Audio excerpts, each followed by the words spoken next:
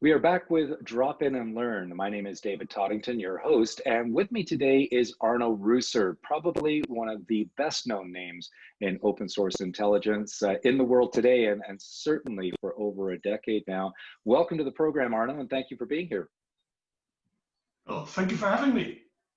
Now, Arno, as we get started straight away, maybe you could just tell me a little bit about your background and what it is that led you to this place, the place you're now in, and what you're doing now. Well, my background is, and you may not believe that, my background is I was a member of a spying organization. I was invited in 1990 by the Dutch Defense Intelligence and Security Service to come and join them and establish their open source intelligence shop, because they had heard about things that you can do via the internet. They knew me from previous jobs. I could create information based on information I found using commercial databases, LexisNexis, Factiva, Dialog, ProQuest, and the internet, which in the 1990s was brand new in the Netherlands. It hardly existed. I was one of the very few, the very first to use the internet. So I established this open source intelligence production facility for the Dutch Defense Intelligence Service, which grew completely out of hand. I got more and more personnel. I had to be a manager, blah, blah, blah. In 2008, I was invited so often that customers asked me, Arno, can we not simply pay you for your services? Well, you can't. You cannot simply hire a spy or something. So I asked the Minister of Defense for permission to establish my own company next to my work for the service, which was granted after a half year of research, which got out of hand completely. So in 2013, I resigned my job, and now I devote all my time to my company, Reusers Information Services, since a couple of weeks, in conjunction with another company, a Triangular Group Academy, to teach open source intel all over the world, to help law enforcement, investigative services, intelligence services, universities, companies, international missions, etc., get a better information position so they can get better information. And that's basically what I do. It's the best job ever. I absolutely love sharing what I know with anybody who wants to learn. Absolutely. Now, you've been involved in that very important transition, as you say, in government agencies, where at the time, and we're going back about to the early 1990s now, working within those organizations, everything was very secretive. The internet as we know it today didn't really exist. And you were part of this initial movement to start bringing in these various open sources. We now have approximately 80–90% of intelligence that these sort of organizations work with is coming via open sources. Now, over these last number of decades, what are some of the biggest changes that you've seen, and what has also kind of stayed the same? Well, what stays the same is requirement analysis, which is the step in the entire intelligence cycle process, where you actually define what exactly do you want to know. And people typically start with a very wide question, not being able to find anything, or they find way too much information or data, and they get lost and they have no idea what to do. And this problem of a proper system to establish what exactly do we need to know and what plan follows from that action is the same for the last God knows how many years. It will never change. It's the approach. People want to do things simple. They like to do things simple. They don't want to be involved in finding out how does LexisNexis exactly work. You can do amazing things with ProQuest Dialog. You can actually get answers to questions once you do the training to use that system. But if people are Googled, which means 2 words, 1 search box, and you get 10 million hits, and they think that's good, yeah, that's a problem. That's not going to work. That's the same. People typically want the easy way, don't they? I mean, just show us the bullet point list on how to do something. Don't really want to have to think about it, and really would prefer to memorize or to follow a list of a process as opposed to actually thinking. So what I'm hearing from you is thinking about what you're doing is really important. Now, with this in mind, let's move towards the intelligence cycle. And this is an area where you've been a real innovator. What we typically think of as the intelligence cycle is we start out with planning and collection, we move into evaluation, collation, and then we get into that gray area or the dark art of analysis. and then finally is the dissemination. Now, you've kind of changed that model quite a bit. Maybe you can tell us a little bit about that. And I think you've got a couple of diagrams that you can actually show us as well. Yeah, I would love to show that, David. And we've practiced this before we went online, and I still can't share my screen. Okay, let's. I have a screen saying here advanced sharing options, all panelists, all panelists. Okay, so let's go back. And I can't do anything. In the meantime, for our listeners and viewers, while I'm continuously trying to share my screen with everybody, what I've done is we all know the intelligence cycle, isn't it? The intelligence cycle traditionally is really a cycle. It's a circle, which in my humble opinion is rather funny because intelligence work is not done in a circle. Who has ever heard of a police officer or an investigator running around in circles? That idea is completely ludicrous. So I changed that into an aircraft propeller with the customer in the middle. And it is around the customer that everything revolves. And the propeller consists of 3 parts. The first part is requirement analysis. I still can't share my screen. Yeah, I've made you the host, so you should be the host right now and should have that capability. Otherwise, you might just have to get very descriptive in telling us how that works. Yeah, let's do that, because this really doesn't work. Okay. Which is slightly annoying because I had a wonderful picture for you all. But anyway, so this propeller consists of 3 parts. The first part is requirement analysis, where you're trying to find out what exactly is it that the customer wants. Then we do a source analysis, and after that we do a collection analysis. And then we go back to the customer to ask the customer, is this still what you want? Because time has progressed, and maybe the requirement has changed, which is not reflected in the circle, it is in the propeller. If the customer says, well, new developments, I want you to do it again, we'll again through this loop. If the customer says, well, get on with the collection phase, we go to the second part of the propeller, which is the collection phase. The collection phase consists of collecting information from all kinds of sources, maybe also sources that are not strictly open source. We go through a validation phase, we go through a monitoring phase, we go through a fusion phase to get everything together and create one decent report based on open source information. And then finally an indexing phase, because we want to be able to store the information in such a way that you can find it back. Then we go to the customer, look, this is what we found in open sources. This is our report, purely based on what we found in open sources, which may be unreliable. Would you like us to go through the third loop of the propeller, which is the intelligence analysis part? I don't call this analysis anymore, I call that synthesis, because analysis is done in every loop. Everybody in every step does analysis. So to have this exclusively for just one part of the process is ridiculous. I call that synthesis. The second step in that loop is presenting, then distribution, and then knowledge management, because you want to learn from it. And then you go back to the customer who probably has new questions, etc., etc., etc. So I see a number of advantages here. I mean, first of all, the customer, whether it's private sector and you're actually dealing with a customer and providing that service, or it's your manager if you're working in the public sector, they're more involved, they're more engaged in the process this way. It helps keep you on track as you move forward, because the customer will probably always have more information than you're ever going to have. And it allows you a more dynamic, I guess we could say customer service advantage, but it's also allowing that more dynamic environment as well. You're getting feedback from the customer on an ongoing basis. You're absolutely right, Dave. It's this interactive process with the customer that is essential to know what you're doing. I've had an occasion once, this is really interesting to know, where a Intel service said to me, well, somebody in the audience said to me when I did a presentation, Mr. Reuser, I don't agree with you. We don't have any customers. We are Intel. We are completely independent. We do not have any customers. We wish to be independent, which I respect. But I don't understand that at all, because somebody pays your salary. Somebody pays for the building that you work in. There is always a customer somewhere. So I really think, and that is something that you won't find in any intelligence cycle, the customer is really the pivotal point. It's the most important part there is. And being interactive with the customer allows us to understand more and more of what the customer really wants. Because in the first stages, they will come back with very vague questions. Can I have everything about Mr. X? You don't want me to find everything about Mr. X, because if I don't like you, I will. all right? And I've done that once with somebody I didn't like, and I never saw him back.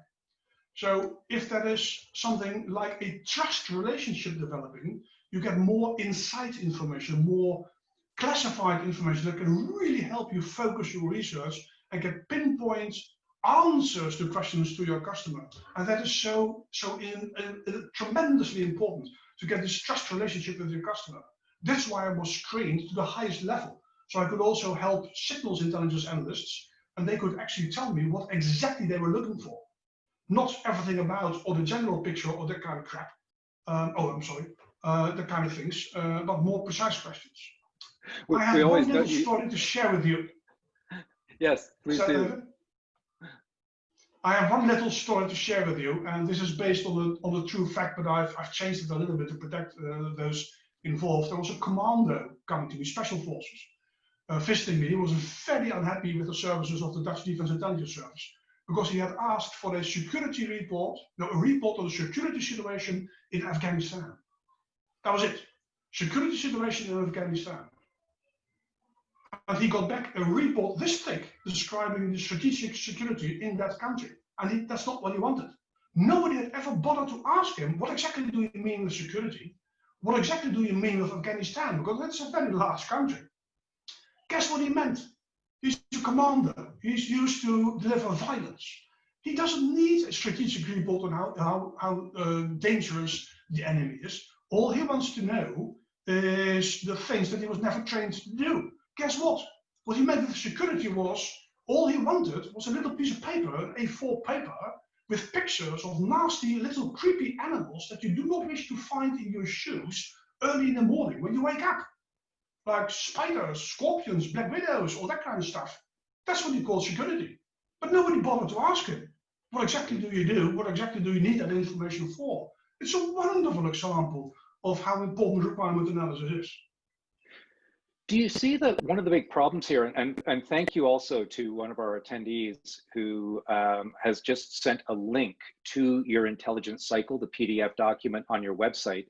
So if you are attending live right now, you can just simply go to the chat session.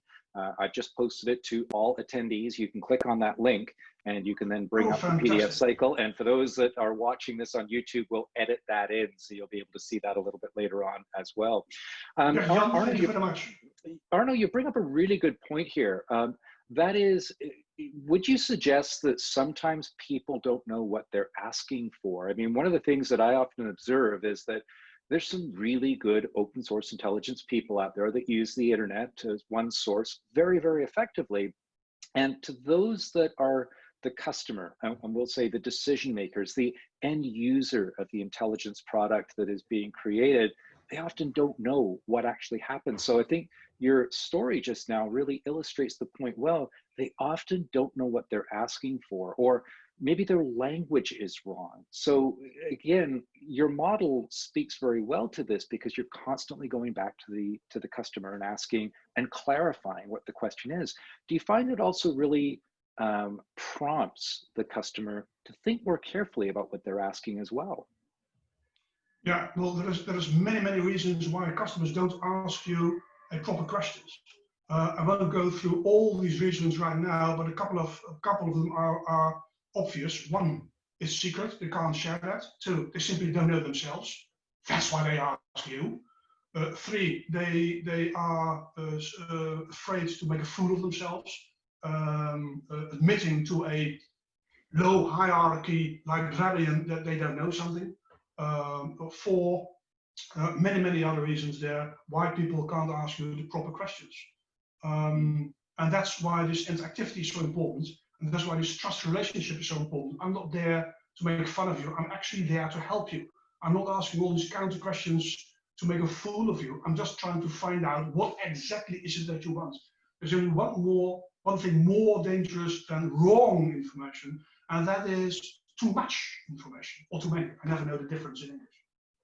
That's really one of the things I often think about, I have an interest in photography, and one of the things that makes a great photographer is not someone that just understands lenses and cameras and lighting and focal length and depth of perception. They know how to interact with the person, and I'm thinking portraiture photography. They know how to interact with their subject. They know how to get those expressions. They know how to get the best out of them. Yeah. What I'm hearing is much the same thing with you, is that what you're saying is it's important to create a relationship with the customer, with whoever that end user is. Absolutely. That there are no stupid questions. I mean, there are times when people will feel perhaps they don't understand exactly what they're asking for. They may get defensive. So what I'm hearing from you is it's important that you develop the skills to break down those barriers as a good open source intelligence operator as well. Correct, correct. You have to realize that a properly trained professional OSINTian can do things that our customers don't know about. And customers typically have a tendency, that's what I do in a restaurant, to ask a OSINTian what they think the OSINTian understands, or what they think the OSINTian can find. But they have no idea what I'm capable of. They have no idea what's in LexisNexis. They have no idea how I can manipulate dialogue progress databases to produce new information and new answers to customers. Instead, what they ask me is, this license plate, what country is that? That's not what they wanted to know. All they wanted to know is, where are these invading troops coming from? Had you asked me that, it would have saved me a lot of time. And I had found you a lot more relevant and interesting information. And it's completely logical, because what OSINTians do is they lock themselves up in a room somewhere down in a building, and they sit down and wait for customers to come in. Whereas I say, I want my personnel with the customer, with the police. I want my librarians to work with the police officer, to be with the police officer, to have a beer with the police officer, so they can adapt and learn how they think, and what they do, what information they need, what for, in what time frame, etc., etc., etc. It's really important to understand the customer, know your profession, know how to translate a requirements into a proper question and into a workable answer to the workable intel, and then go back to the customer. Is there anything else I can do for you? Because there's typically much more information out there that they want to have. And then there's a team dynamic. I mean, to use your term, the OSINTian, I'm very fond of saying the more I learn, the more I realize I don't know. We are working in a very fast changing world where technology is constantly moving and changing, and it's a struggle to stay on top of these changes, new databases that are coming out, new ways of using those databases as well. What do you suggest as far as the creation of an OSINT team? What are you looking for in creating an OSINT team? I'm looking for people who have a basic training to be an information professional, which in the United States and Canada is a very high level education. In Europe it isn't. They have to be aware of the world of information, of the global information landscape, of basic search techniques, basic Boolean techniques, etc., etc. It's a 4-year university level education. And then you're going to specialize in a certain subject area. You're going to specialize in, let's say, human trafficking, fascism, or whatever subjects are interesting to investigative. I'm talking investigative here, but the same applies to corporate intelligence, where people are actually trying to find out how exactly does the market look like for dairy products or whatever. Intelligence is much more than just military intelligence, strategic, or law enforcement. So that is essential. The contextual understanding is critical, is what I'm hearing. Absolutely. I'll give you one example. I know a OSINT researcher who wanted to know the production capability of the competition in Eastern Europe. What he did was he looked at satellite pictures of their production facility. He saw the gigantic towers where they store their dairy products, and he saw a shade of that tower. So he looked at the time of that picture, measured the length of the shadow, and from that tried to figure out, using mathematics, how high is that tower to have an indication of their production facility capability. That's OSINT. That's OSINT analysis, based purely on open sources. There's so many more things you can do there, but you have to know something about corporate intelligence. You have to know something about the subject that you're working on. Otherwise, forget it. I've done that work. It was my first job ever at the nuclear research facility, the Central Bureau of Nuclear Measurements. Fantastic people, super researchers. I had no idea what they were talking about. The architecture of cadmium 109, that was the first question they asked me. No idea. What do you want me to do? I resigned after 6 months. I have nothing to share there. Mm-hmm. So contextual understanding, thinking outside the box is what I'm hearing from you when you talk about analyzing an image and taking a look at a shadow, for example. I mean, that is really, truly creative thinking as well as logical thinking. So combining all of these different things together. Tell me about your position on artificial intelligence. There are numerous companies out there selling some very expensive solutions and some pretty bold claims sometimes when it comes to artificial intelligence algorithms that, I mean, I'm oversimplifying, but press a button, enter a name, and all will be revealed. What are your feelings on artificial intelligence and how that is going to impact the OSINT landscape? Thank the Lord, it doesn't work. So we still have a job. No, seriously, progress there scientifically is fantastic. They can do amazing things, but the problem is always the same. Things are turned around. The first thing they do is they look at the tool, and then they try to figure out which questions can we answer with our tool. But I do this the other way around.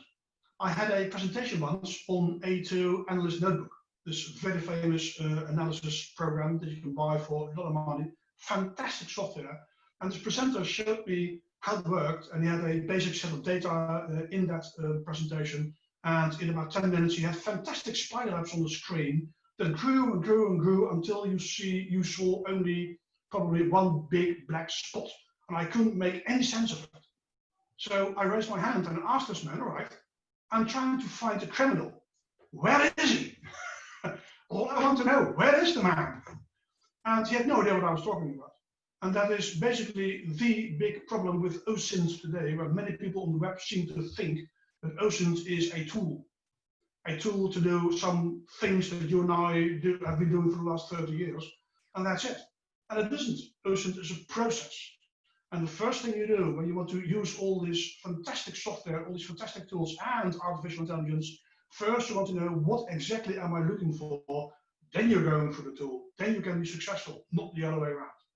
I know solutions where companies will provide you with real-time translation of foreign media broadcast in Arab, in Persian, in Afghan, in Farsi, in whatever. They provide that live translation into any language you like, and they will send that to your television or your tablet or your phone.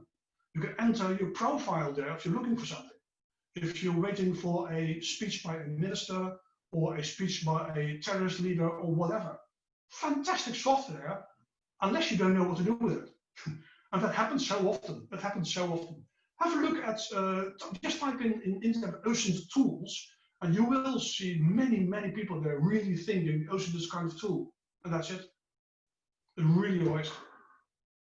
So I guess what we could say is with regards to these tools, it's how you use them. I guess it's a little bit like if you had the money and you wanted to drive fast, you could go and buy yourself a Formula One race car, but without the proper training, something bad is probably going to happen driving a vehicle around with that kind of power. You're not going to be getting the most out of it, and you might even do some damage. Well, that's what people tell me. They like my training programs because I'm a librarian. I know about information. I know how to get information that is not on the internet. That's where I start with.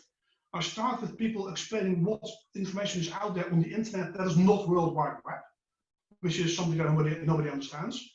Then I'm going to continue. What information can you find out there readily available in open sources that is not on the internet? That is a lot. That is a lot. You may think otherwise, but there's a hell of a lot of information out there that you will never be able to find on the internet. And OSINT is a collaborative, holistic system. All other sources join in. Otherwise, OSINT doesn't make any sense at all. I can't do OSINT for market analysis or law enforcement on its own. It's not an island on its own. I want to combine open sources with security cameras, with cash registries, with information from cleaning ladies, taxi drivers, etc. Fantastic information sources. Great people too, by the way. But I tend strongly to consider them as information sources. Right. Somebody's asking David about social networks. Yes, we have a question. I'll just read it out quickly. What about social networks? How much valuable information is it possible to get from those? And do you encounter legal and privacy related challenges in the OSINT process? how do you deal with these challenges? So a two-part question really, and I think that's an important one with regards to the privacy and the legal, but let's deal with the first part of that initially. What is it possible in your experience to get from social networks? Yeah, that is with all respect for the person who asked this question, how much valuable information that is completely dependent on my question, what I'm trying to research. There's a lot of junk out there in social networks, but you can also find pinpoint pearls of information that can guide you into the correct direction to find more valuable information. But you must have a very specific question. If I'm trying to hunt down a person, I can't find the person. What I may want to do is try to identify a network of people that are known with this particular person. If I find activities that may be typical for that person, or I profile that person, I have a picture of somebody wearing golden rings, golden necklaces, nice suit, two blondes on his arms, with respect, by the way, and a beautiful car in the background. That's maybe somebody who tries to show off, who likes to show how good he is, how rich he is. What do people do who are rich? They go to the beach and drive up and down with their car. What do people do when they're rich? They are a member of a gentleman club. They have websites. They go to big parties. Who else goes to big parties? Do these people publish pictures about that on social media? Now I have a question. Can I find pictures of parties in this particular area where this person shows up? Get me those pictures. And there, social media can be of a tremendous value. But don't just dive in there hoping for the best, because you won't. There's so much junk out there, it's really a mess. But if you have very specific questions, like I just told you, lovely scenario, then it can be really helpful. Ask your local policeman, they know. So there's an awful lot of noise for the signal you're going to get. And then what you're saying as well is it's very important, establish the network of people around your primary target and look at what they're saying and watch what they're doing. And then that may apply to geographical areas as well. And it's interesting, isn't it, that hubris wins out so many times with people on social media. They just have to show off.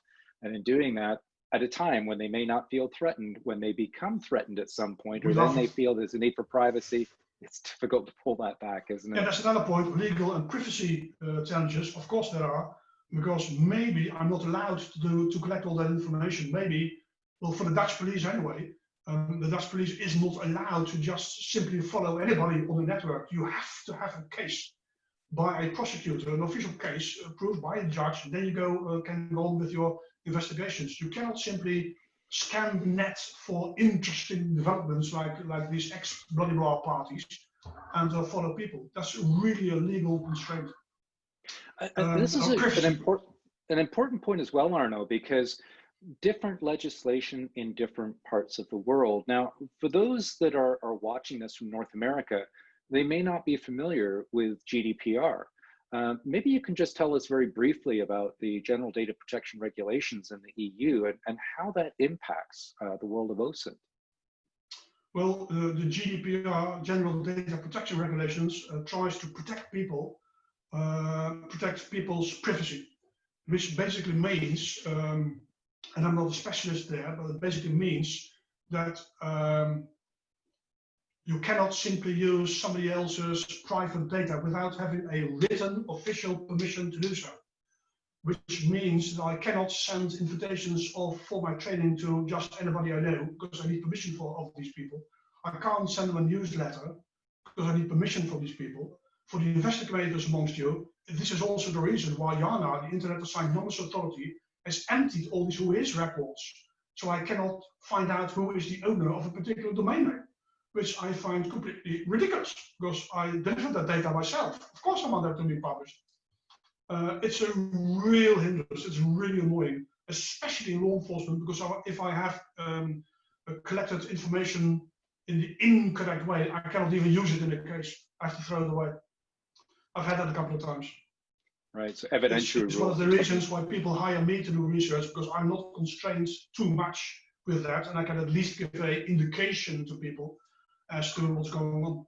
But it's a real hindrance, further to that is an ethical question, and that is sometimes if I really dig, if I really do my best, I can find information that I feel that I ethically cannot use. I'm not supposed to find that information. Is that still legal to use? I think so. Is that a privacy issue? Oh yeah. Is that an ethical issue? Oh, much more than that. Okay. If somebody has a phone completely unprotected, no passwords, no logon ID, no nothing, and I find all kinds of compromising pictures on there, is that open source data? Can I use that? Maybe I can, but I won't. I don't consider that open source information anymore because I just know those pictures were not supposed to be in the open domain. It's really a tricky field out there. Of course, we use the information, but I go to a police officer and tell them this is what I found. You decide what legal measures do you need to take to be able to be allowed to use that data. Does this make any sense? Absolutely. So what you're saying is go in with your eyes open, understand the legal implications of what you're doing, and act in good faith, I think, is what's really important as well. And as you point out, the consequences could be quite significant. You could put a lot of time into the collection of intelligence, which becomes evidence. And if it's not collected properly, it's going to be inadmissible in court. Correct. Yes, absolutely exactly. correct. Arno, the word here to use is ethics. Yes. Am I really going that far? And sometimes I find things that I think that you can't do that. You cannot do that. But anyway. Absolutely. Arno, we're running out of time very quickly, as we knew was going to happen. Now, your Pathfinder, your highly acclaimed Pathfinder courses, you're now offering those remotely as well because of the COVID-19 crisis. Maybe tell us a little bit about your courses and how people can find out about those. Well, the Open Source Intelligence Pathfinder training course is a 3-day training course where I take you through the entire intelligence cycle. And it will teach you in 3 days of hard work, I warn you now, how to produce proper intelligence from open sources only. I'm going to share with you the Reuser methodology of doing this structured, planned, systematic, in such a way that you can apply that in any subject, in any field, it doesn't matter. I will share this methodology with you in a practical way. I want you to actually change your habits. I want you to apply this tomorrow, immediately. And since a couple of weeks, I do this together with another company, the Triangular Group Academy, who will do all the organization for me. It's a fantastic company that has done much training on intelligence for the Netherlands and international, and they will help me publish this training. In addition to the Pathfinder, I also deliver a Scout and an Explorer, which are 1-day training programs where I specifically aim at certain aspects of the circle. Let's say just Boolean logic, or requirement analysis, or how can I safely send email, or how can I search the internet privately, as private as possible, etc., etc. We do this preferably in a classroom environment, because that's the best way of teaching. But for people who can't travel to The Hague, the Netherlands, I cannot imagine why not, because it's a fantastic country. But I can imagine that if you live in Vancouver, that's a long way of traveling. We try to offer this via e-learning, via Zoom, for instance, which is a pretty good alternative, or even a completely do-it-yourself training via Moodle. Okay. And how can people find out about your training courses? Where do they go online? Oh, Reuser.biz. Just my family name, my surname, Reuser, R-E-U-S-E-R.biz. Or type in Arno Reuser and you'll find many links to me and about me, luckily. You can even go to YouTube, type my name in and find some presentations, briefings, etc. Of me, so you can get an idea what it's about. Okay, perfect. Well, Arno, thank you so much for taking time out of your schedule to be here today. We really appreciate it. It's great to catch up with you and always wonderful to hear, again, the innovation in which you approach this, I think is really important. And the way we think about this, the way we deconstruct the questions and the way we rethink the whole intelligence cycle is so vitally important. So thank you, Arno. David, thank you very much for having me. It was a pleasure and a privilege, and I certainly hope it's not the last time. Oh, it won't be. That much is for sure. Thanks, Arno. Fantastic. Thank you very much. Participants, thank you very much for listening.